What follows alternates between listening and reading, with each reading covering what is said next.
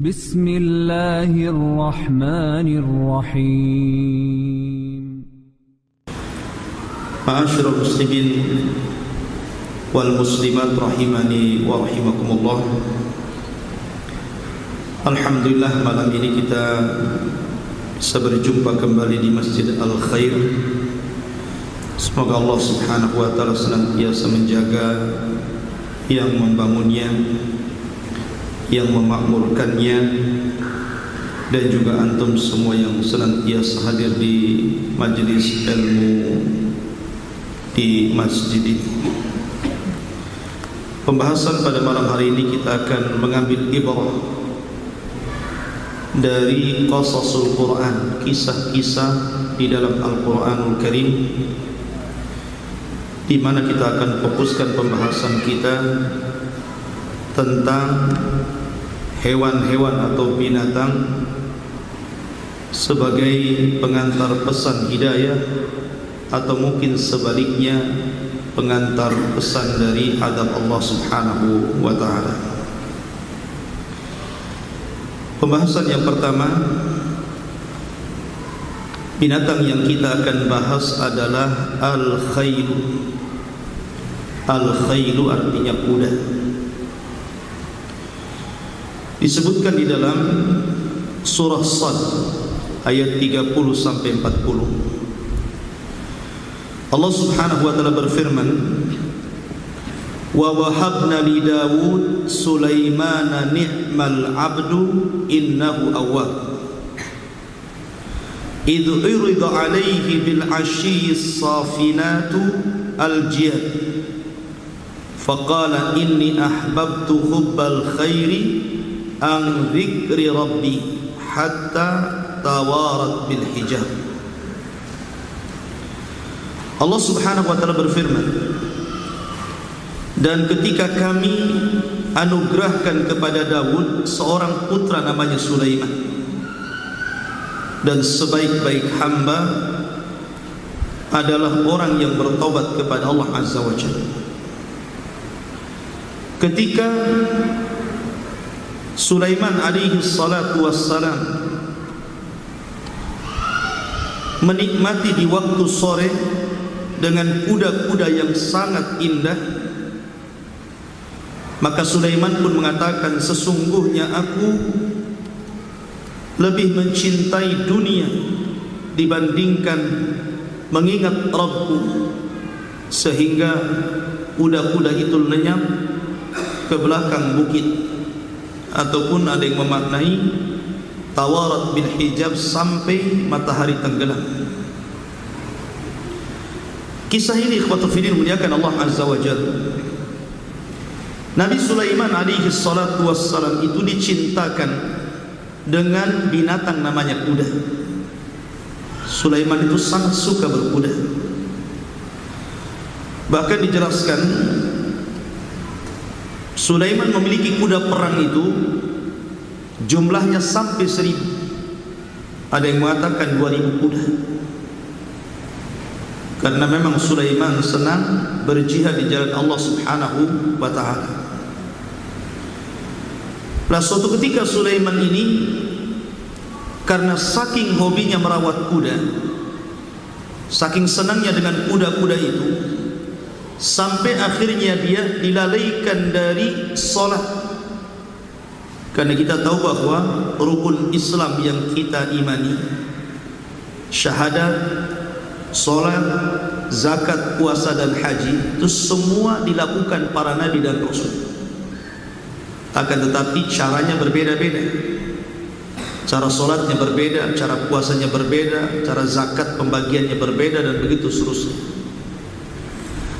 Nah, Sulaiman ini dilalaikan dari sholat, dan hobi apapun ikhwatu fiddin biasanya melalaikan. Hobi apapun, orang hobi main bola pasti dilalaikan dari ibadah. Orang hobi nonton bola lebih parah lagi, dia nggak main nonton saja, lebih parah lagi, subuh lewat. Ada orang hobi dengan ayam, kadang-kadang dia belum mandi, ayam sudah mandi. Ayamnya sehat, dia sakit. Seperti itu orang hobi itu. Jadi Sulaiman itu dihobikan dengan kuda. Sampai karena hobinya, suatu ketika Sulaiman satu waktu dia lalai dari solatnya sampai tenggelam matahari. Dari sinilah maka Sulaiman alaihi salatu wassalam mengatakan, inni ahbabtu hubbal khairi, sesungguhnya saya amat sangat dicintakan dengan dunia, maksudnya kuda. An dzikri rabbi, sehingga aku lalaikan mengingat Allah subhanahu wa ta'ala. Maka akhirnya Sulaiman pun sadar, kemudian mengatakan, urduha ilayya, urduha alayya, kemarikan semua kuda-kuda itu. Fatafiqa mashan bis-su'i wal a'nah, maka Sulaiman pun kemudian memotong kaki dan leher kuda-kuda itu. Nah, dari sini ma'asyiral muslimin yang dimuliakan Allah azza wa jalla, ketika Sulaiman sadar bahwa kuda-kuda itu melalaikan ibadah kepada Allah subhanahu wa ta'ala, maka 1000 kuda, ada yang mengatakan 2000 kuda itu disembelih semuanya. Dia tidak mau ada satupun kuda yang masih hidup, padahal dia dilalaikan cuma satu waktu saja, satu kali saja. Tapi dia tidak mau lalai kedua kalinya, maka disembelih semua kudanya. Coba kalau seandainya seseorang itu seperti Sulaiman, kan mantap. Gara-gara hobi burung, akhirnya dilalaikan dari sholat, akhirnya disembelih burungnya. Mantap gitu kan. Atau gara-gara dia jalan-jalan dengan mobil dia, akhirnya lalai daripada sholat, dia jual mobilnya gitu ya. Khotofir muliakan Allah azza wa jalla. Dari sinilah ada sebuah kaidah para ulama yang sangat bagus sekali. Apa kata para ulama? Bahwa siapapun yang meninggalkan sesuatu karena Allah subhanahu wa ta'ala, maka pasti Allah subhanahu wa ta'ala akan mengganti sesuatu itu dengan yang lebih baik lagi. Dan itu persis seperti sabda Nabi SAW, man taraka syai'an lillahi awadallahu bi khairin minhu. Barang siapa yang meninggalkan sesuatu karena Allah, Allah pasti akan ganti yang lebih baik. Lihat bagaimana gantinya Sulaiman ini. Ketika Sulaiman alaihi salatu wassalam menyembelih kuda-kudanya, padahal kuda-kuda Sulaiman ini bukan kuda-kuda biasa. Bahkan konon kuda Sulaiman itu punya sayap. Karena cerita ini juga sampai kepada Aisyah radhiyallahu anha. Jadi suatu ketika Aisyah itu masih kecil ketika menikah dengan Rasul, kan baru 6 tahun, belum balik. Jadi Aisyah radhiyallahu anha itu suka dengan boneka, suka dengan kuda, boneka kuda. Jadi Nabi SAW ketika itu mencandai Aisyah radhiyallahu anha. Kata Nabi SAW mengatakan, ya Aisyah, ma hadha, apa ini? Rupanya patung kuda. Ya. Tetapi patung kudanya Aisyah radhiyallahu anha itu ada sayapnya. Kemudian Nabi SAW mengatakan, kok kuda bersayap? Bercanda, mana ada kuda kok bersayap gitu kan? Maka Aisyah radhiyallahu anha mengatakan, tidakkah kau mendengar wahai Rasul bahwa kuda-kudanya Sulaiman itu bersayap? Maka Nabi SAW pun tertawa dan tersenyum kepada Aisyah radhiyallahu anha karena lucunya. Wallahu alam, apakah ini hanya bercanda saja kuda-kudanya Sulaiman bersayap atau tidak? Tapi kita melihat sandaan Nabi SAW dengan Aisyah radhiyallahu anha kan gitu. Rasul tidak menyalahkan kata-kata Aisyah bahwa bukankah kuda-kuda Sulaiman itu bersayap? Rasul hanya tersenyum. Tapi lihat bagaimana Allah subhanahu wa ta'ala gantikan Sulaiman ini. Allah subhanahu wa ta'ala berfirman, fasakharna lahu rih tajri bi amrihi rukha'an haitsu asab. Maka setelah Sulaiman membunuh kuda-kuda itu. Sebabkan karena dengan kuda itu dia terlalaikan ibadah kepada Allah Azza wa Jalla, maka kami tundukkan kepada Sulaiman angin, yang angin ini akan membawa Sulaiman sesuai dengan perintahnya. Dia akan menghembus kemanapun yang Sulaiman minta atas kehendak Allah Subhanahu wa ta'ala. Padahal ketika dia punya kuda, Allah Subhanahu wa ta'ala menyebutkan lari kencangnya kuda itu ghuduha syahrun wa rawahuha syahrun. Jadi perjalanan yang harusnya ditempuh 1 bulan, pergi 1 bulan kemudian pulang 1 bulan, itu bisa ditempuh hanya dengan 1 hari, berangkat pagi pulang sore dengan menunggang angin. Dan disebutkan bahwa angin itu tidak membuat Sulaiman goyah. Lain dengan naik kuda itu kan capek, goyah. Kadang-kadang kalau jalannya nggak bagus bisa jatuh dia. Tetapi Allah Subhanahu wa ta'ala berikan kepada Sulaiman itu tidak bergerak ketika menaikin angin itu. Pertanyaannya, mana cepat kuda atau angin? Jelas angin. Maka angin lebih baik dibandingkan kuda. Allah berikan yang lebih baik dibandingkan kuda. Cukup sampai di sini? Tidak. Allah berikan lagi, wasyayatin bi amrihi banna'in wa ghawwas wa akharina muqarrabina fil asfan.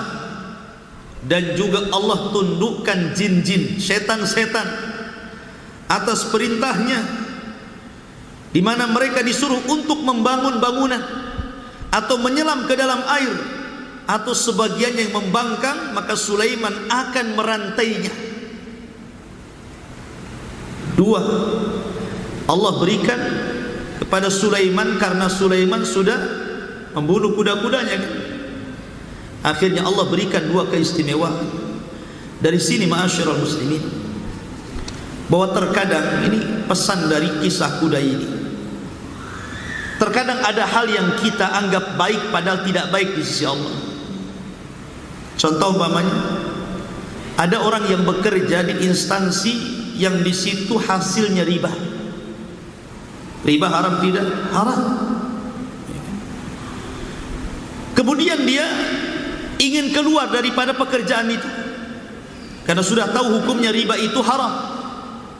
Kalau anda yakin bahwa barang siapa meninggalkan sesuatu karena Allah Subhanahu wa ta'ala, maka Allah pasti akan mengganti rizki yang lebih baik daripada yang ditinggalkan.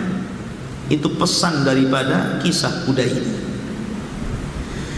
Kemudian masih kisah Sulaiman. Kisah yang kedua adalah Hudhud. Hudhud ini ikhwatu fiddin, kalau bukan karena Allah, kemudian Hudhud, burung Hudhud, tentu satu kerajaan Malikus Saba tidak ada yang beriman kepada Allah. Jadi sebab berimannya satu kerajaan Saba yang dipimpin oleh seorang ratu namanya Balqis, itu sebab keimanan mereka pertama karena Allah, jelas karena hidayah dari Allah. Kemudian disebabkan Hudhud, binatang menyebabkan hidayah satu kerajaan. Allah Subhanahu, kita tahu bahwa Hudhud ini dijelaskan oleh Sufyan ibnu Uyainah, seorang alim ulama. Hudhud ini pekerjaannya adalah seorang muhandis, seorang insinyur, tentu insinyur burung. Tugas dia itu mencari air. Jadi kalau Sulaiman sedang bergerak di padang pasir, maka burung ini, Hudhud ini akan terbang dengan kawanannya mencari air. Lah suatu ketika Sulaiman alaihi salatu wassalam membariskan pasukannya, dan pasukan Sulaiman ini terdiri dari manusia, jin, dan juga hewan-hewan. Lah salah satu pasukan Sulaiman itu adalah burung Hudhud. Ketika Sulaiman kemudian membariskan pasukannya, tiba-tiba dia kehilangan di mana pasukan Hudhud kok tidak ada. Maka Allah katakan wa tafaqqadat tayru faqala mali la aral hudhuda am kana minal ghaibin. Maka Sulaiman heran dengan hudhud. Dia cari-cari di mana nih pasukan hudhud, kok tidak ada. Pasukan burung-burung yang lain ada, tapi jenis burung hudhud kok tidak ada di dalam pasukan. Kemana dia? Aku tidak pernah melihat hudhud, ataukah dia sengaja tidak hadir dalam pasukan ini? Maka ketika itu Sulaiman mengancam dengan kata-kata la u'adzibannahu adzaban syadidan aw la adbahannahu aw la ya'tiyanni bisultanin mubin. Kalau hudhud tidak segera datang dalam barisan ini, pertama ku azab dia dengan azab yang sangat pedih. Yang kedua, atau ku sembelih dia. Yang ketiga, atau dia punya alasan yang lain yang menjadikan aku memaafkan dia. Lihat, seorang raja pun masih memberikan uzur kan. Sulaiman tidak lantas sudah kalau datang saya pecat dia kan, gitu. Kasih uzur dulu. Apa masalahmu? Kenapa kamu tidak hadir? Kenapa kamu tidak datang? Kenapa kamu tidak ngantor? Kan begitu harusnya. Kadang-kadang seorang pemimpin ini saking marahnya udah main pecat-pecat saja. Pecat kata. Enggak gitu ya. Lihat Sulaiman. Dia masih berikan uzur. Ya. Kemudian famakatha ghaira ba'id. Tiba-tiba hudhud datang. Akhirnya kemudian sesama kawannya, sama-sama burung. Ini satu burung yang beda jenis ini mengatakan kepada hudhud, "Hei hudhud, tadi saya mendengar raja kita Sulaiman mengancam kamu." Kemudian hudhud mengatakan, "Ada enggak pilihan dalam ancaman itu?" Dia takut dengan Sulaiman kan gitu. Maka dijelaskan, pertama dia akan mengadab kamu, yang kedua dia akan menyembelih kamu, yang ketiga kalau engkau punya alasan ketidakhadiranmu maka Sulaiman akan memaafkan kamu. Kata hudhud, saya punya alasan. Akhirnya kemudian dipanggillah hudhud menghadap Sulaiman. Kemudian hudhud memberikan alasan. Faqala, dia mengatakan, ahadtu bima lam tuhid bih wa ji'tuka min saba'in binaba'in yaqin. Apa kata hudhud? Wahai rajaku Sulaiman, aku memiliki ilmu yang kau tidak tahu. Dan di sini juga dalil menunjukkan bahwa seorang nabi itu tidak mengetahui yang gaib. Nabi loh tidak tahu yang gaib kecuali Allah yang kasih tahu. Apalagi dukun sok-sok tahu gaib pula kan. Jadi di sini Sulaiman kata hudhud, aku punya ilmu, aku punya pengetahuan, kau tidak punya pengetahuan. Aku sudah datang ke sebuah kerajaan yang sangat indah di negeri Sabah, dan kabar ini sangat meyakinkan. Ketika itu hudhud menceritakan, inni wajadtu imra'atan tamlikuhum wa utiyat min kulli syai'in wa laha arsyun 'azim. Aku lihat di kerajaan itu, wahai rajaku Sulaiman, yang memimpin perempuan dan diberikan segala sesuatu, dan dia memiliki istana yang sangat besar.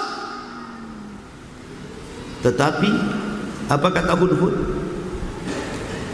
Wajadtuha wa qaumaha yasjuduna lisyamsi min dunillah. Namun sayang, mereka, raja tersebut dan kaumnya, mereka tidak menyembah Allah. Mereka menyembah matahari, menyembah Tuhan selain Allah. Wa zayyana lahumus syaitanu a'malahum, dan syaitan mempermainkan amalan-amalan mereka. Fasaddahum anis sabil, maka mereka pun terhalang dari jalan Allah. Fahum la yahtadun, sehingga mereka tidak dapat hidayah. Lihat bagaimana kecerdasan hudhud. Dia menceritakan inti permasalahan bukan soal istana yang besar, tapi soal penyimpangan tauhid. Hudhud ini dititik beratkan pada masalah apa? Pada masalah penyimpangan tauhid.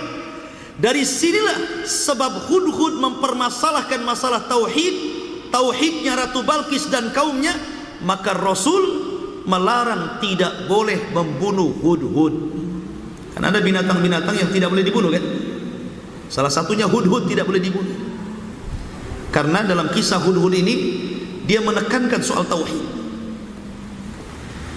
Kemudian Hudhud mengatakan, ala yasjudu lillahi alladhi yukhrijul khab'a fis samawati wal ardh wa ya'lamu ma tukhfuna wa ma tu'linun, Allahu la ilaha illahu rabbul arsyil azim. Harusnya mereka menyembah Allah yang telah mengeluarkan sesuatu yang terpendam di langit dan di bumi, dan Allah mengetahui apa yang tersembunyi dan apa yang tampak. Allah tidak ada sesembahan yang berhak disembah kecuali Dia, karena Dia adalah pemelihara arsy yang sangat agung. Sulaiman tentu raja yang cerdas juga. Ini Hudhud jangan-jangan bohong, cari alasan saja dia. Karena sudah diancam mau diadab kan, atau mau disembelih kalau alasannya enggak jelas. Maka Sulaiman mengatakan, qala sanamdu asadaqta am kunta minal kadhibin. Tunggu dulu, harus dicek dulu. Jangan-jangan kau dusta, kabar kamu benar atau dusta itu. Akhirnya kemudian Sulaiman mengutus burung yang lain untuk membawa surat.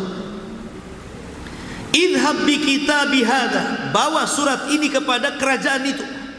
Kerajaan itu letaknya jauh ikhwan. Letaknya di mana? Di Yaman. Ratu Balqis itu letaknya Yaman, di tempat saya belajar di Ma'rib di sana. Masih ada bekas puing-puing. Sementara Sulaiman itu di mana? Di Palestina. Yaman, Palestina itu jauh, menunjukkan Hudhud ini punya kekuatan kan itu.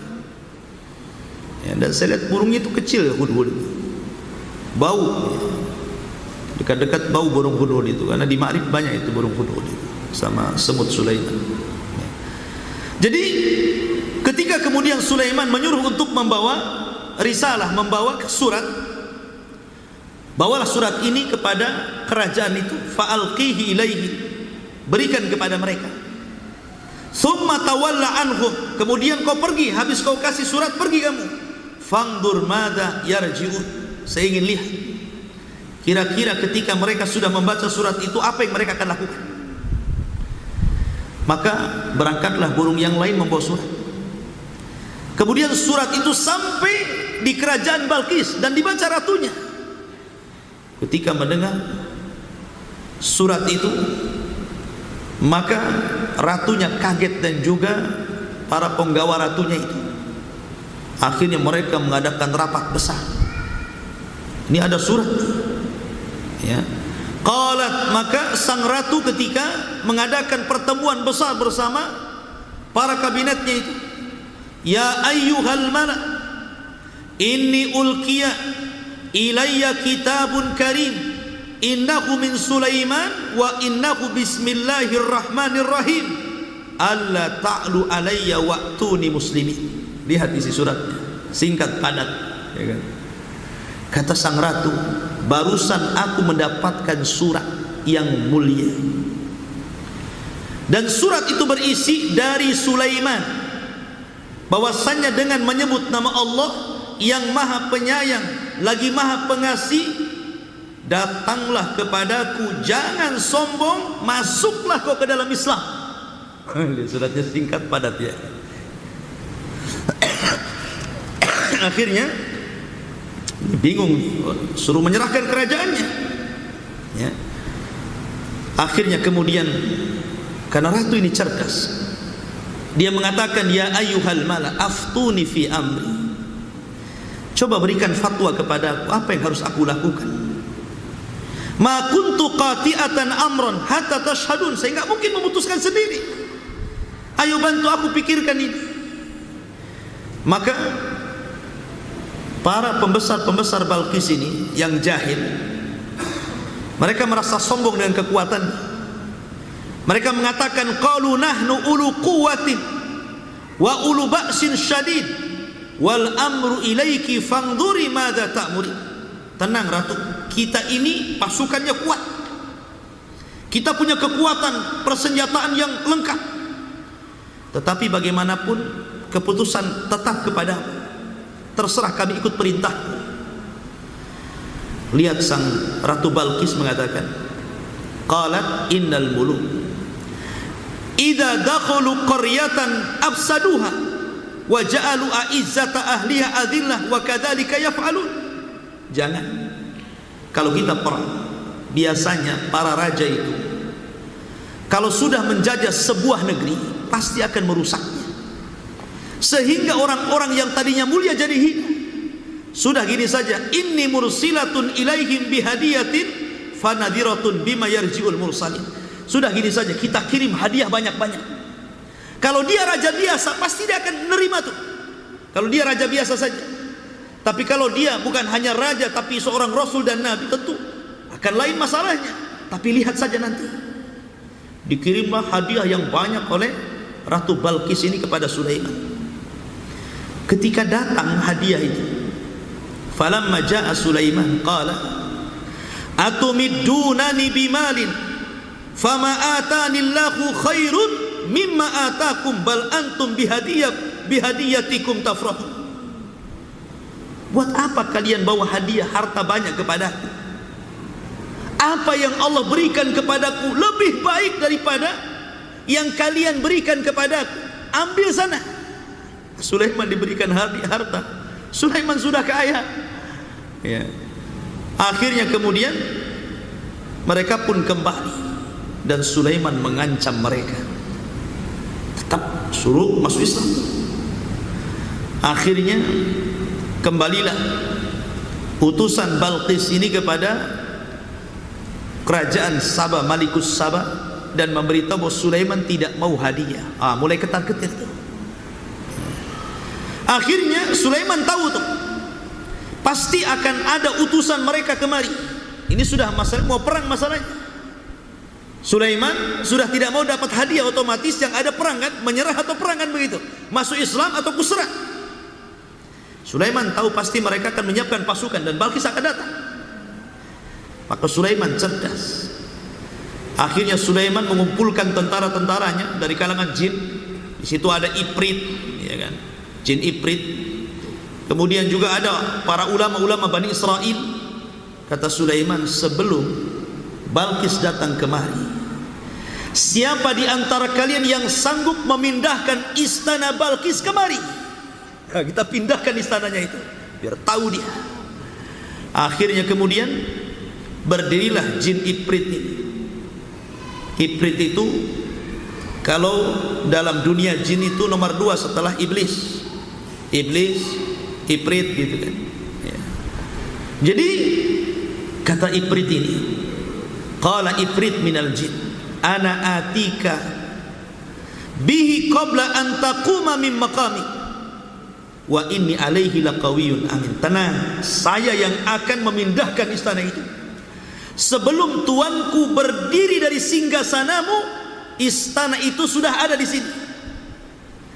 Ini menunjukkan bahwa kekuatan jin bisa memindah-mindahkan sesuatu. Jadi kalau antum punya celengan, ketika dibongkar nggak ada duitnya, jangan-jangan dipindah Ifrit. Ya, Ifrit yang mana ya? Jangan-jangan Ifrit rumah pula. Tapi bisa saja. Ya, cerita-cerita tuyul minda, ya, tuyul kan bahasa orang-orang pedesaan, orang-orang yang menyebar saja. Nggak ada tuyul, yang ada jin. Bisa saja diambil uang, ya kan? Karena ini istana aja bisa dipindah, apalagi uang. Ya bisa dicongkel lah kan gitu. Akhirnya kemudian qala alladzina indahu ilmun minal kitab. Tiba-tiba berdiri orang yang Allah lebihkan ilmu dari kitab. Ada yang mengatakan dia adalah seorang ulama dari ulama Bani Israel, dan dia menguasai Ismul A'zam, nama Allah Subhanahu wa taala. Dan dalam Islam nama Allah itu berapa? 99 nama yang diketahui. Kita tidak boleh membatasi. Tetapi yang 99 itu kan kita tidak tahu yang mana Ismul A'zam kan? Nama yang agung yang kalau kita bertepatan berdoa memanggil dengan nama itu pasti dijabah doa kita. Kita tidak tahu. Coba kalau kita tahu kan senang, kalau berdoa ambil aja asma Allah yang itu ya. supaya kita membaca semuanya 99 nama itu, karena kita tidak tahu yang mana Ismul A'zamnya itu. Ada yang mengatakan Ya Hayyu Ya Qayyum, ada yang mengatakan Ya Rahman, macam-macam.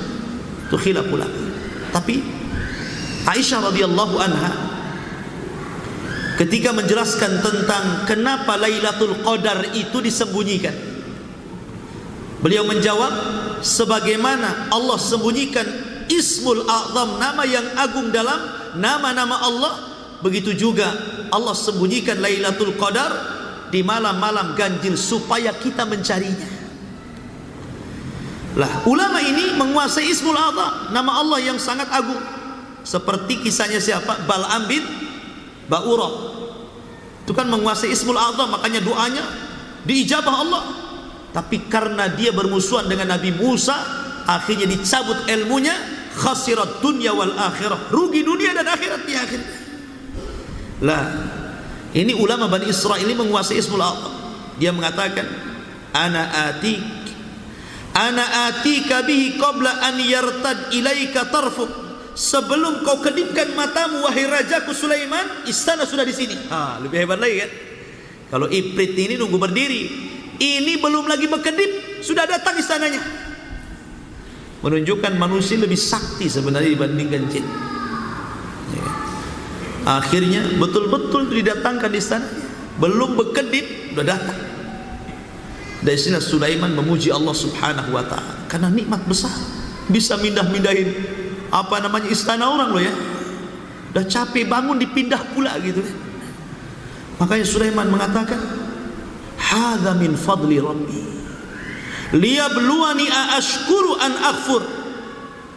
Ini semua ujian dari Allah. Mampukah aku bersyukur ataukah aku menjadi hamba yang bersyukur? Lihat perbedaan Sulaiman dengan Qarun.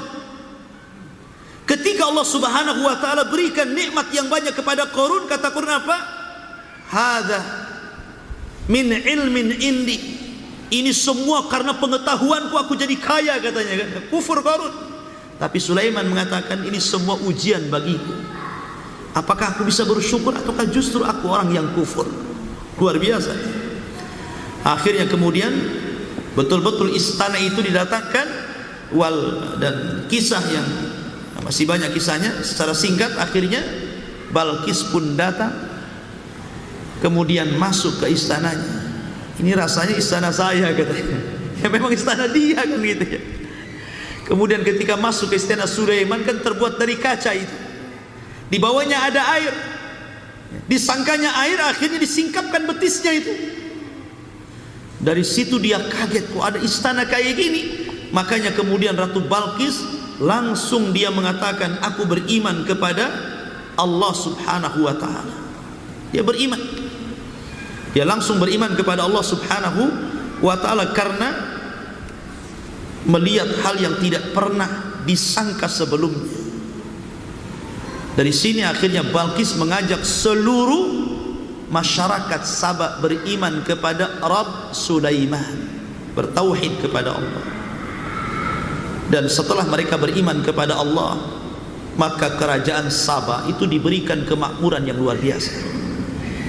Sampai akhirnya ketika sudah jauh zamannya dan meninggal Ratu Balqis, mereka diberikan nikmat yang luar biasa, akhirnya kufur nikmat, maka Allah Subhanahu wa taala adab mereka. Adabnya dengan apa? Nanti ada kisahnya. Masih cerita binatang juga. Kita fokus kepada Sulaiman. Ini binatang yang kedua, hudhud, yang menyebabkan satu kerajaan Balqis beriman kepada Allah. Dan Ratu Balqis sangat berterima kasih. Harusnya kan seperti itu, ikhwan. Terkadang kita ini, kalau Allah takdirkan kemudian kita meninggal dunia dan masuk di alam barzah atau nanti pada hari kiamat, tentu kita akan berterima kasih kepada orang-orang yang pernah memberikan hidayah kepada kita.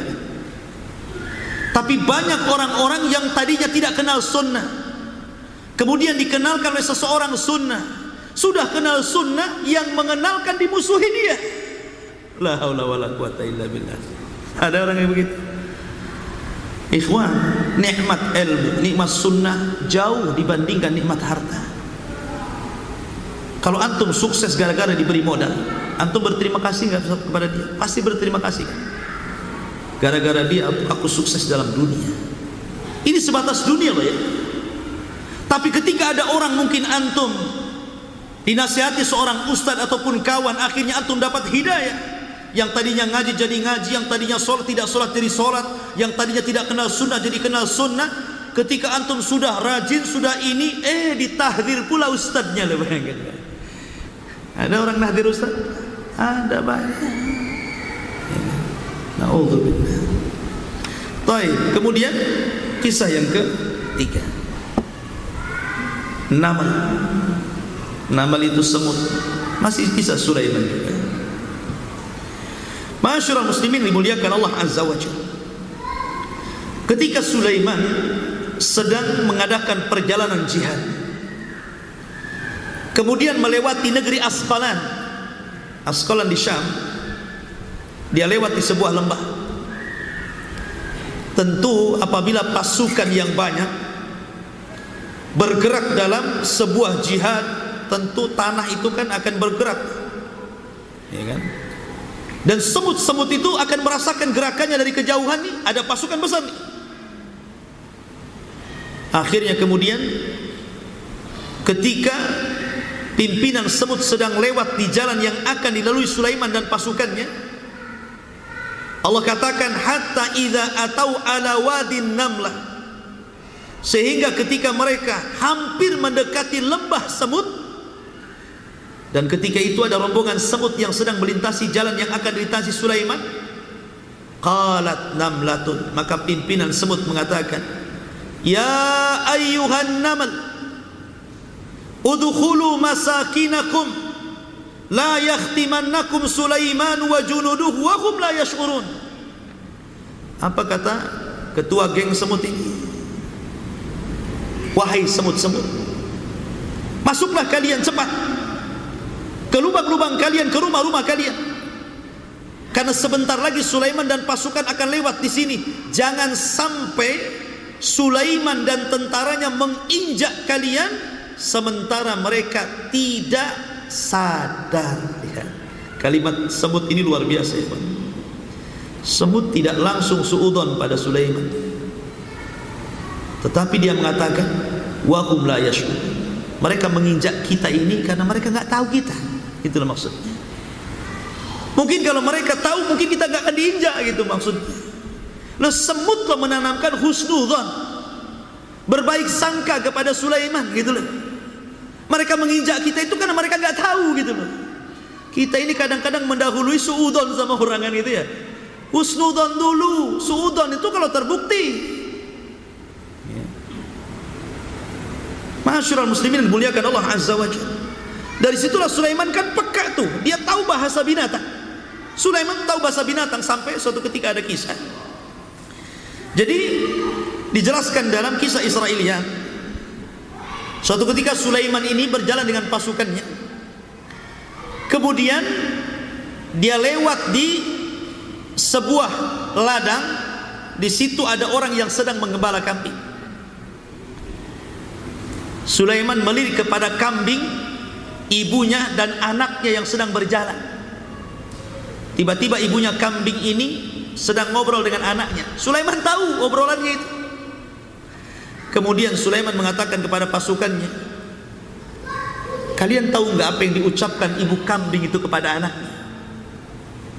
Kata pasukannya nggak tahu. Apa yang mereka ucapkan wahai Sulaiman? Kata Sulaiman, ibunya mengatakan, wahai anakku, bersegeralah. Jangan sampai ada serigala yang menerkam kamu sebagaimana saudarimu diterkam tahun kemarin. Itulah ucapannya.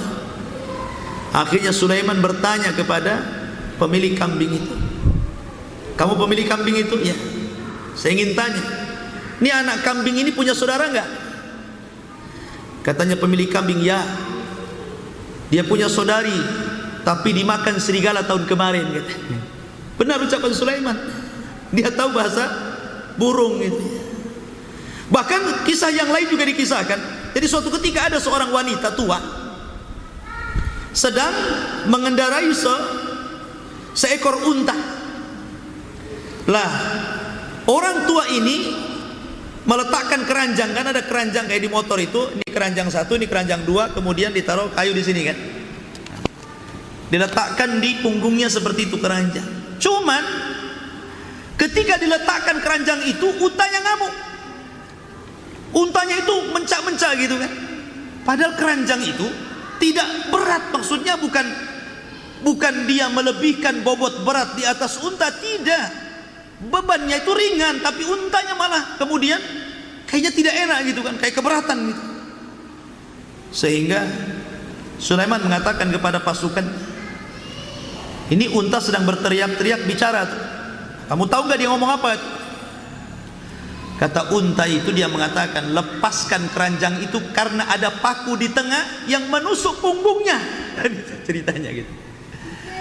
Akhirnya kemudian kata Sulaiman kepada wanita yang punya unta itu, lepaskan tuh keranjangnya, coba lepaskan.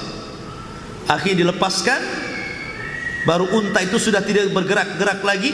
Rupanya betul ada paku, mungkin semacam paku gitu kan, di tengah-tengah keranjang itu. Sulaiman paham bahasa binatang. Makanya ketika semut itu ngomong begitu, Sulaiman fatabassama dhahikam min qauli. Sulaiman pun tersenyum. Senyum loh sama semut. La haula wala quwwata. Ini adab ini. Sulaiman mengajarkan kepada kita bagaimana akhlak. Kalau semut saja oleh Sulaiman disenyumi gitu kan, berarti memang senyum ini akhlak Nabi. Makanya Nabi SAW itu senantiasa senyum, tidak pernah cemberut Nabi. Makanya sering saya katakan, perbanyak senyum. Karena orang itu kalau sering senyum, sekali senyum pasti manis senyum. Tapi kalau jarang senyum, sekali senyum pasti pahit rasanya. Ini ada apa-apa kok gak senyum, kok senyum, kok pinjam duit gitu. Ma'asyiral muslimin yang dimuliakan Allah Azza wa Jalla. Di sini ada dua pelajaran dari kisah semut. Yang pertama, bagaimana semut ini mengajarkan kepada kita tentang agar kita jangan berburuk sangka. Semut ini memberikan uzur. Kenapa kalau seandainya Sulaiman menginjak itu jangan salahkan gitu maksudnya. Saya kan sudah ngomong pada kalian, cepat pergi masuk ke rumah-rumah kalian. Sebab kalau Sulaiman menginjak kalian bukan karena sengaja, dia karena nggak tahu. Dia semut ngasih uzur dia. Jadi kalau Sulaiman salah menginjak kalian itu jangan salahkan Sulaiman, karena dia tidak tahu gitu loh. Harusnya kita begitu, kalau ada saudara kita ada kesalahan, kasih udur satu. Berbuat salah lagi, kasih udur dua. Berbuat salah lagi, kalau bisa 100 udur, kasih 100 udur. Seperti itu. Ini enggak gitu. Saudara kita langsung salah saja, langsung dibulinya, difitnahnya, dihancurkannya. Kalau perlu dibunuh karakternya. Antum ini siapa? Ya, ini pelajaran besar ya, kawan, akhlak namanya. Kemudian Sulaiman juga tertawa, tetapi tertawa bukan terbahak-bahak. Anda boleh tertawa, tapi jangan tertawa melebihi kapasitas tertawanya. Kalau ada orang tertawa itu kakak sampai gak jelas tuh kan, sampai ya Allah ya Rabb, ada orang yang hidupnya dihabiskan ketawa. Entah nonton apa di YouTube gitu, ketawa sendiri, orang gila. Ya. Ma'asyiral muslimin dimuliakan Allah Azza wa Jalla. Ini kisah yang ketiga, kisah yang keempat. Kisah beralih kepada kisah Nabi Musa alaihi salatu wassalam. Kisah ular. Disebabkan satu ular jelmaan daripada tongkat mukjizat Nabi Musa alaihi salatu wassalam, 70,000 70,000 tukang sihir bertobat. Lihat, 70,000 tukang sihir bertobat, ikhwan. Allah Subhanahu wa taala berfirman, ketika Nabi Musa duel bersama tukang-tukang sihir Firaun, ya, karena di masa Nabi Musa itu keemasan sihir. Jadi madrasah sihir itu di mana-mana. Pesantren-pesantren sihir itu berkembang di mana-mana. Lah, suatu ketika, singkat cerita, Musa menantang tukang-tukang sihir Fir'aun. Tapi bukan di malam hari, karena kekuatan sihir itu kuat di malam hari. Nabi Musa ngajak di waktu duha. Ya. Kemudian ketika sudah berhadap-hadapan, qala alqu, falamma alqau saharu a'yunan nas wastarhabuhum waja'u bisihrin azim. Musa mengatakan, lemparkan tongkat-tongkat kalian. Maka ketika mereka melemparkan tongkat-tongkat itu, mereka menyihir pandangan-pandangan manusia sehingga membuat takut manusia, dan mereka membawa sihir yang sangat besar. Wa auhayna ila Musa. Ini mereka sudah melempar tongkat, dan tongkat-tongkat mereka dihayalkan seperti ular yang banyak yang bergerak hendak mematuk Musa. Musa belum bergerak apapun, baru mereka melempar itu. Tambang-tambang mereka itu jadi ular gitu. Kemudian wa auhayna ila Musa an alqi asa. Giliran Musa sekarang. Kami wahyukan kepada Musa, lempar tongkat. Kalau mereka melempar tambang-tambang dan jadi ular, sekarang lempar tongkat. Fa idza hiya talqafu ma yafiqun. Tiba-tiba tongkatnya Nabi Musa ini berubah, bukan ular kecil kayak yang mereka sihirkan di mata-mata manusia, tapi ular besar.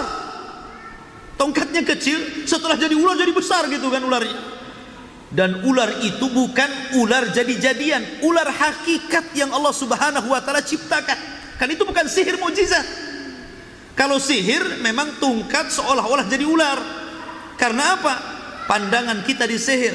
Tapi ini mukjizat, ular beneran. Jadi tongkat itu jadi ular beneran gitu. Dan tukang sihir paham. Mereka berusaha membaca mantra, tetap saja tidak bisa mengalihkan pandangan kepada ular itu. Ini ular beneran ini. Mereka bisa makan kita ini. Kemudian fawaqa al-haq wa batala ma kanu ya'mal. Setelah kemudian ularnya Nabi Musa memakan ular-ular kecil tukang-tukang sihir, maka kebenaran ada di pihak Musa dan kebatilan ada di pihak tukang sihir. Faghulibu hunalika bawanqalabu saghirin. Maka mereka dikalahkan oleh Musa dan mereka terhinakan dengan perang itu. Wa ulqiyas saharatu sajidin. Tiba-tiba ketika mereka kalah, seluruh tukang sihir sujud kepada Allah Subhanahu wa taala, dan mereka mengatakan amanna bi rabbil alamin rabbi Musa wa Harun. Kami sudah beriman kepada Allah, Rabbnya Musa dan Harun. Fir'aun bingung. Maunya dia ngilangin satu orang yang jadi duri di kerajaannya, ini jadi makin banyak yang beriman. Ibnu Katsir rahimahullahu taala menyebutkan bahwa tukang sihir yang bertobat ketika itu sebagaimana beberapa pendapat. Satu pendapat Muhammad bin Ka'ab bahwa jumlahnya itu 80.000 tukang sihir. Adapun perkataan Al-Qasim 70.000 tukang sihir. Adapun yang dikatakan As-Sudi 30.000 lebih tukang sihir. Adapun yang dikatakan Ka'ab bin Akhbar 12.000 tukang sihir. Dan Ibnu Abbas ataupun Abi Umamah mengatakan 19.000 tukang sihir. Jadi itu di atas ribuan yang bertobat kepada Allah Azza wa Jalla. Makanya Fir'aun marah. Kemudian Fir'aun mengancam mereka, la uqatti'anna aydiyakum wa arjulakum. Aku akan patahkan kaki dan leher kalian kalau kalian tidak kembali kepadaku. Kemudian la usallibannakum, kusalib kalian semuanya. Tapi subhanallah, lihat keteguhan tukang sihir ini. Setelah mereka bertobat kepada Allah Azza wa Jalla, mereka mengatakan inna ila rabbina munqalibun wa ma tankimu minna illa an amana bi ayati rabbina lamma ja'atna. Tukang-tukang sihir mengatakan di hadapan Fir'aun, kami hanya ingin kembali kepada Rabb kami. Dan tidaklah engkau membalas kecuali karena kami beriman dengan ayat-ayat Rabb kami ketika datang kepada kami. Maka serentak tukang sihir yang sudah bertobat kepada Allah berdoa kepada Allah, Rabbana afrid alaina sabran wa tawaffana muslimin. Ya Allah, berikan kesabaran kepada kami, wafatkan kami menjadi orang-orang yang muslim. Akhirnya mereka dibunuh semuanya dan mati syahid. Lihat, terkadang hidayah itu diberikan Allah tanpa disangka-sangka. Mereka belum pernah beriman sebelumnya, hanya kalah perang, bertobat, kemudian mati, masuk surga, gitu. Padahal dosa mereka itu besar. Tukang sihir itu kan penyembah setan, ya kan? Tapi setelah kemudian dia buang seluruh sihirnya, belum lagi dia mengikuti syariat Musa alaihi salatu wassalam, baru mereka tobat hari itu, dan mereka berjanji untuk tidak kembali ke sihirnya, dan mereka mentauhidkan Allah. Tiba-tiba dibunuh Fir'aun dan mati syahid. Allah masukkan mereka ke dalam surga. Persis seperti cerita Abu Hurairah radhiyallahu anhu. Kata Abu Hurairah, maukah aku tunjukkan kalian kepada seorang laki-laki yang belum pernah sujud walaupun satu kali, tapi Allah masukkan dia ke dalam surga? Sahabat mengatakan, iya, siapa dia? Kemudian Abu Hurairah mengatakan, ada seseorang yang ketika perang Uhud, dia terlibat dalam perang Uhud tapi masih musyrik. Dia bicara dengan Rasul, wahai Rasul, saya ingin berperang walaupun saya musyrik karena saya ingin membela kabilah saya. Kata Rasul, tidak bisa sampai kau bersyahadat. Itu syaratnya. Akhirnya dia bersyahadat. Setelah bersyahadat dia masuk dalam peperangan, kemudian dia mati syahid, dan Rasul mengatakan huwa fil jannah, dia masuk surga. Padahal dia belum berbuat kebaikan sedikit pun, belum pernah sujud sekalipun. Tapi lihat, Allah subhanahu wa ta'ala berikan akhir yang baik, karena penentuan itu bukan di awal, bukan di tengah, tapi di akhir.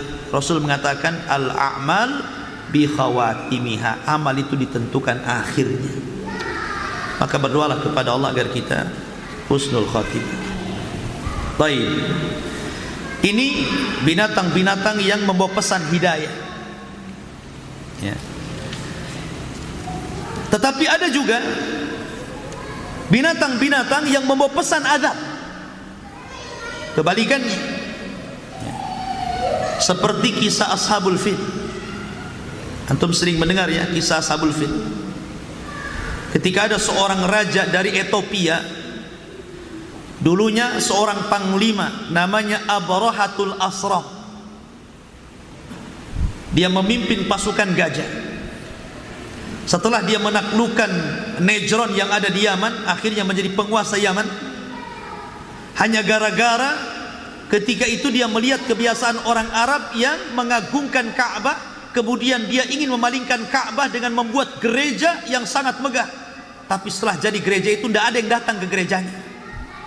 Justru yang ada membangkitkan kemarahan orang Arab.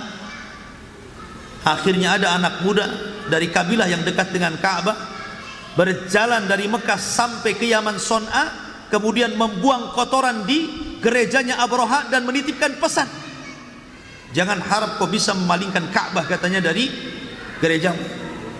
Abraha marah. Ya gimana nggak marah? Masa orang buang hajat kalau di toilet tidak ada masalah, ini di tengah gereja. Kayak antum lah, masjid ini umpamanya Allah takdirkan ada orang berak di tengah. Orang yang sudah dewasa, nggak gila, marahlah kita. Tapi ingat, yang melakukan bukan orang Islam. Kan Islam belum datang, Rasul belum lahir. Rasul lahir itu 50 hari setelah kejadian Abraha. Jadi ini bukan perbuatan orang Islam, ini perbuatan orang musyrik, ya. Akhirnya Abraha marah. Dia siapkan pasukan dengan 4 gajah. Ada yang mengatakan 8 gajah. Sebenarnya gajahnya nggak banyak, cuman karena bawa gajah dan orang Arab tidak kenal gajah, makanya disebut Ashabul Fil, pasukan gajah. Padahal pasukan gajahnya tidak banyak, cuman ada 4 gajah. Dalam riwayat ada 8 gajah, dan gajah yang paling besar namanya Mahmud yang ditunggangi Abraha. Ada antum namanya Mahmud? Nah itu gajahnya Abraha. Jadi berangkat nih Abroha ini. Abroha ini ikhwan tidak hendak memerangi orang-orang Mekah, tidak. Dia tidak hendak memerangi orang-orang Mekah ataupun orang Arab secara umum, tidak. Abroha ini orang yang baik. Iya, memang dia sakit hati karena gerejanya dibuang kotoran. Dia hanya ingin menghancurkan Ka'bah. Sebagaimana kau sudah hinakan gereja saya, ku hancurkan kau Ka'bah gitu. Bukan untuk berperang bersama orang Arab. Berangkat. Namun bagaimanapun orang Arab yang mendengar bahwa Ka'bah akan dihancurkan, kan sebagian kabilah kecil itu marah. Tapi apa daya dengan pasukan Abraha, mereka kalah. Akhirnya berhasil Abraha sampai di Mekah. Ketika dia sampai di Mekah, singkat cerita, dia ingin berjumpa dengan ketua Arab. Siapa ketua? Ketika itu adalah kakeknya Rasul, Abdul Muttalib. Lah ada pasukan Abraha itu yang mencuri 200 untanya Abdul Muttalib tanpa sepengetahuan Abraha. Ketika berjumpa dengan Abdul Muttalib, Abdul Muttalib itu kan punya aura yang sangat luar biasa. Jadi ada orang-orang itu yang memiliki wajah dan tampang muka itu, kalau kita berjumpa kok segen rasanya gitu. Kan ada orang-orang tertentu punya wajah itu kayaknya ada karismanya. Tapi ada orang yang punya wajah biasa saja. Nah, ada orang yang luar biasa. Kayak pemimpin kan beda gitu kan. Ya. Nampak ada yang berwibawa, ada yang tidak berwibawa gitu. Lah Abdul Muttalib ini berwibawa. Jadi ketika berjumpa, Abdul Muttalib itu kan berjalan di padang pasir. Abroha ini naik gajah. Karena saking melihat karisma yang besar dari Abdul Muttalib, turun dia. Akhirnya ngampar di padang pasir. Barulah berbincang.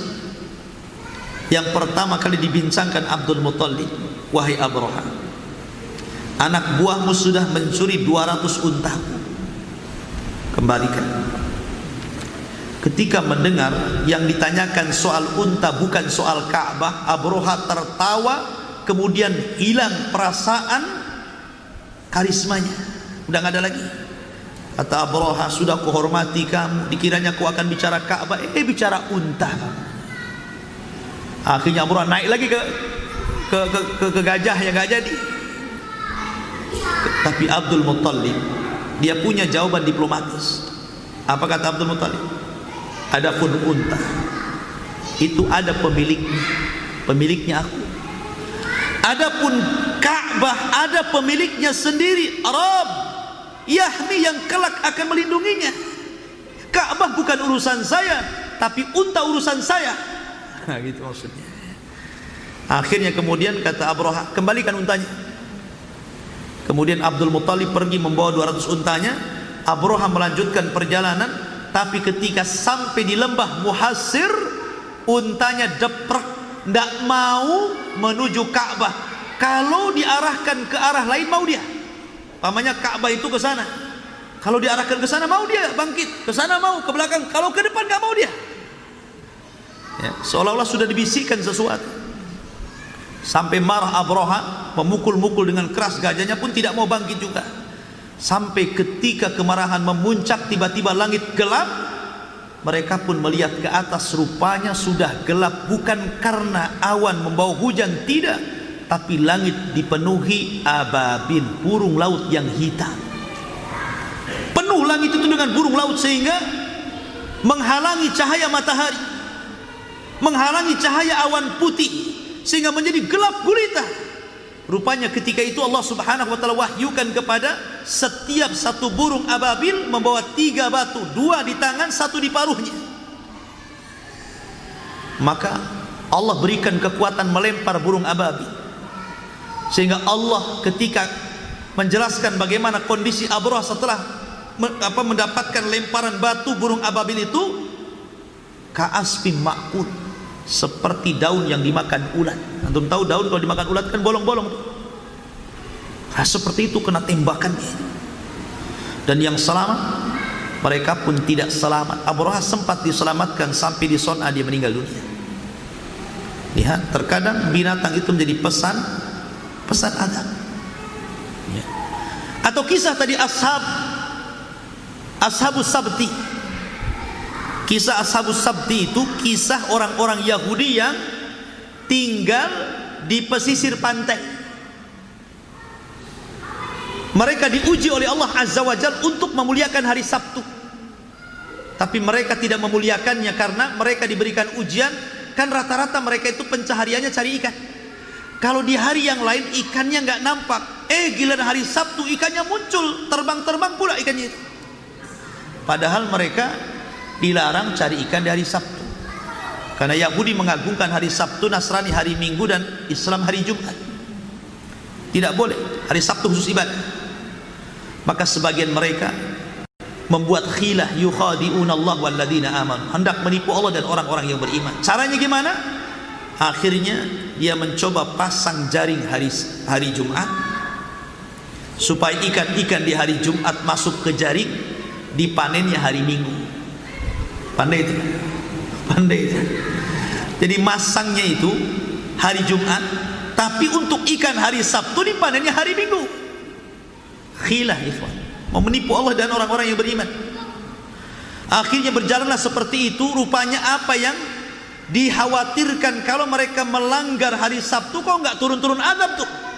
Makin berani mereka, karena sudah terbiasa seperti itu. Hari Sabtu sajalah kan. Oh jelas ini kan hari Sabtu, mana nggak ada azab kok. Akhirnya mereka nekat, hari Sabtu pula mereka cari ikan. Dari situlah manusia terbagi jadi tiga. Pertama, manusia kurang ajar yang cari ikan di hari Sabtu. Yang kedua, orang yang melarang kepada orang yang melarang kepada orang yang cari ikan di hari Sabtu. Jadi ada sekelompok orang yang keras mengingkari sebuah kemungkaran karena takut tertimpa azab. Kalian jangan cari ikan di hari Sabtu, nanti akan turun azab kepada kalian. Muncul kelompok yang ketiga. Sudah, biarkan saja, nanti kalau terkena azab mereka yang kena. Ini di masyarakat kan ada tiga kelompok kayak gini kan. Ada orang pelaku maksiat, ada orang yang ingin memberantas kemaksiatan, ada orang yang melarang. Gak usah, biarkan saja. Ada orang seperti itu, ada ya. Jadi kelompok ini jadi tiga jadinya. Akhirnya ketika itu Allah Subhanahu wa ta'ala memerintahkan orang-orang yang mengingkari kemungkaran, karena sudah ada gelagat mau turun azab. Kata Allah, berikan sebuah benteng. Benteng kalian, desa kalian benteng. Biarkan orang-orang yang mencari ikan di hari Sabtu, dan biarkan orang-orang yang mereka mengingkari orang yang mengingkari. Aku di benteng tinggi, dipisahkan sehingga mau kena azab, dipisah akhirnya. Ayo yang tidak setuju masuk ke sini, yang setuju masuk sana. Gitu ya. Akhirnya dipisah jadi dua dengan benteng itu. Setelah benteng tinggi, di balik benteng orang-orang yang beriman itu selalu mendengar suara tertawa, mengejek hasil daripada ikannya sangat banyak gitu. Tapi suatu waktu tiba-tiba senyap, nggak ada suara. Sehingga di balik benteng ini kaget. Biasanya pagi-pagi rame itu. Coba nelayan itu kan paling rame itu. Makanya kalau antum berjumpa dan berkumpul dengan nelayan itu biasanya karena terbiasa mendengar ombak, ngomong 1 meter kayak ngomong 1 kilo itu. Kan itu ya, orang laut kan seperti itu ya. Wajar. Karena mereka selalu bergemuruh dengan ombak, jadi kadang-kadang ngomongnya keras kan itu ya. Akhirnya satu hari senyap, tidak ada suara, satu pun tidak ada suara. Yang ada suara tangisan.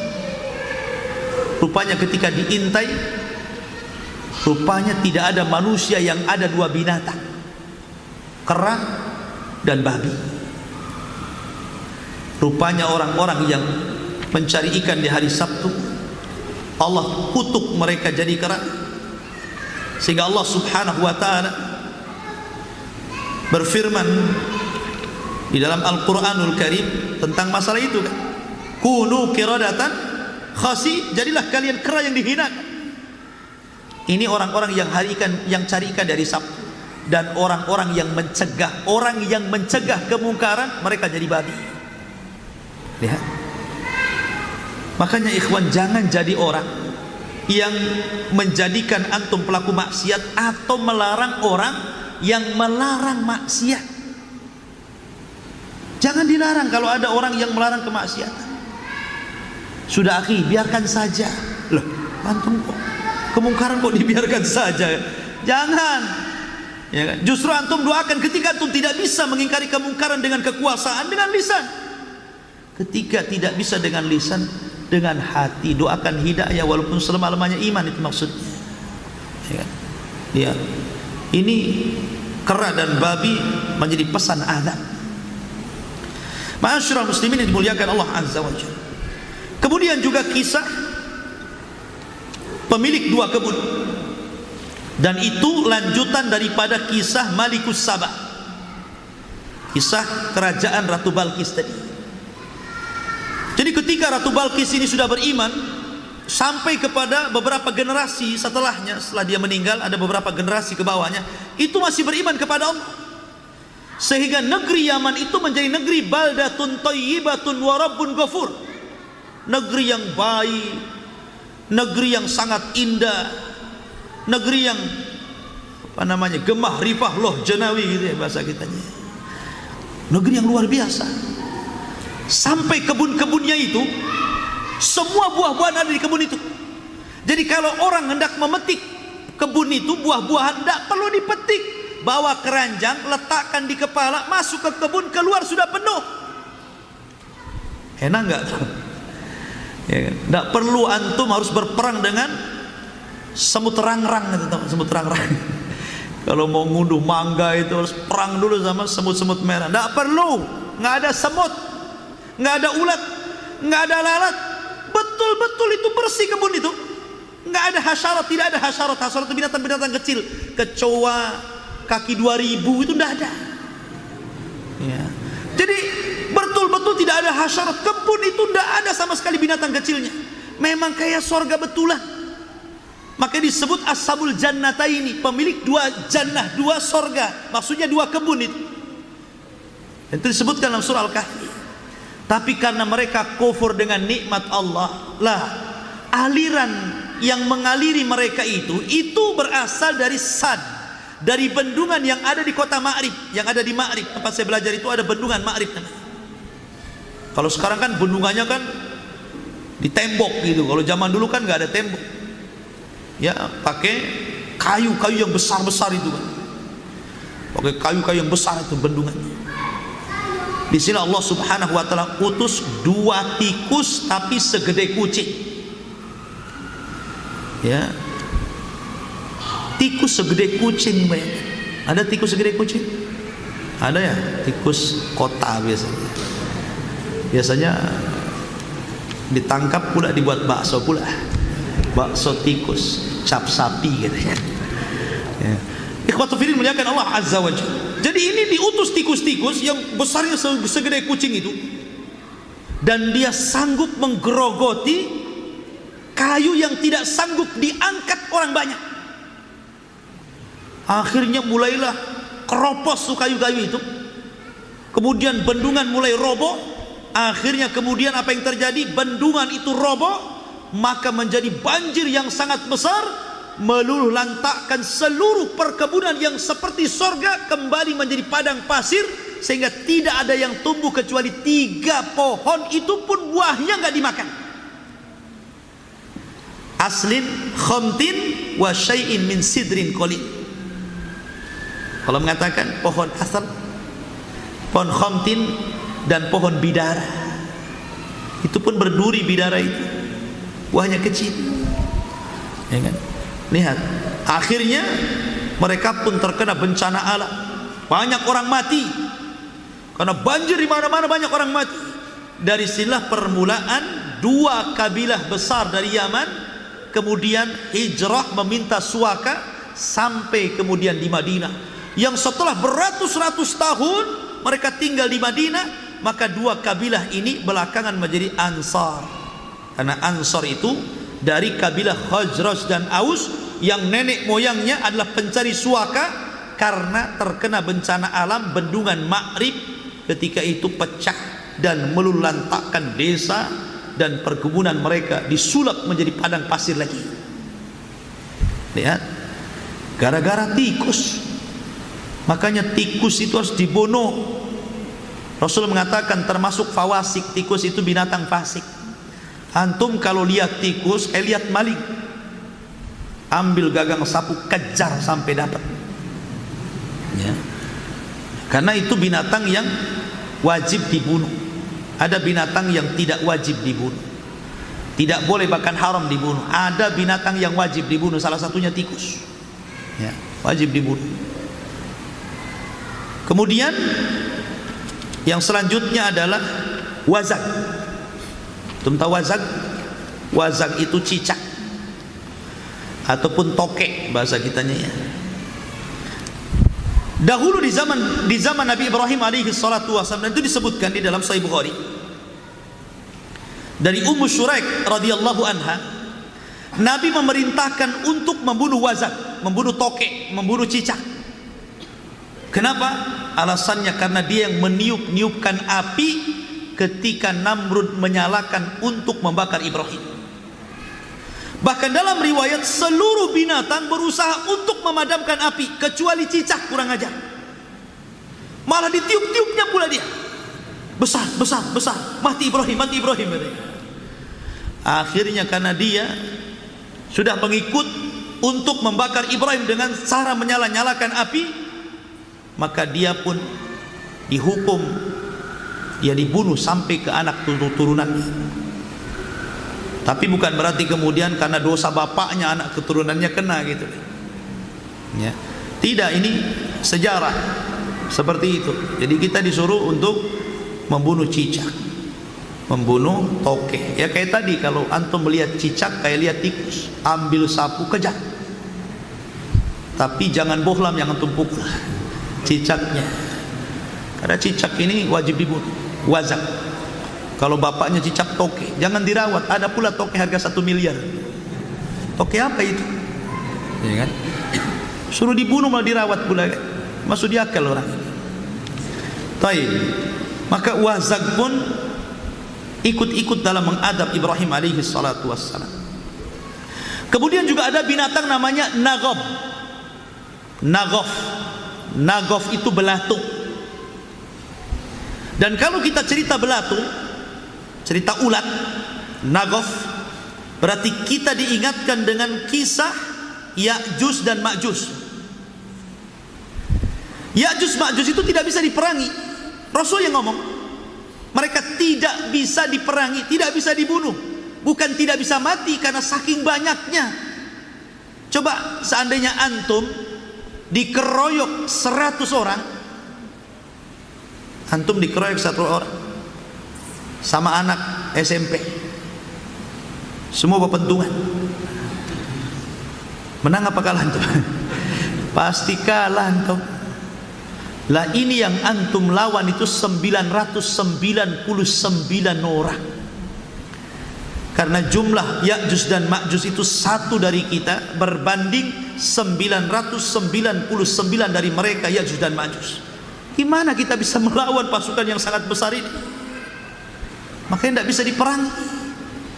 Makanya Nabi Isa sendiri tidak sanggup memerangi Ya'juj dan Ma'juj, terpaksa bersembunyi. Dia membawa kaum muslimin yang masih selamat untuk bersembunyi di Bukit Saina. Jangan dilawan, karena tidak bisa diperangi. Kalau tetap diperangi, kita yang mati konyol. Akhirnya Nabi Isa hanya bisa berdoa. Lah dalam doanya itulah akhirnya Allah kirim nagof, semacam ulat atau belatung.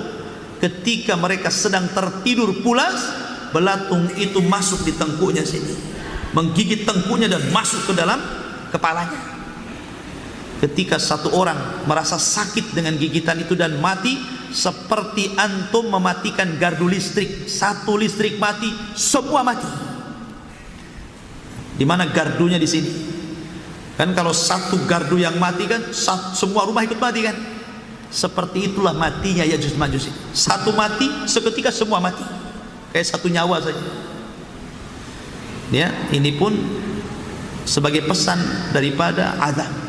Allah tidak perlu mengutus buaya untuk memerangi Ya'juj dan Ma'juj, apalagi buaya darat. Jadi cukup dengan ulat saja itu sudah cukup membunuh mereka. Kemudian juga ada binatang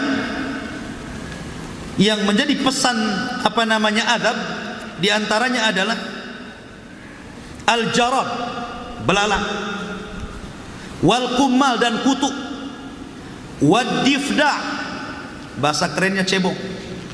bahasa kasarnya katak dan kodok. Ya. Jadi 4 binatang ini, jarad, kemudian kumal, kemudian difdah. 3 binatang, belalang, kutu, kodok.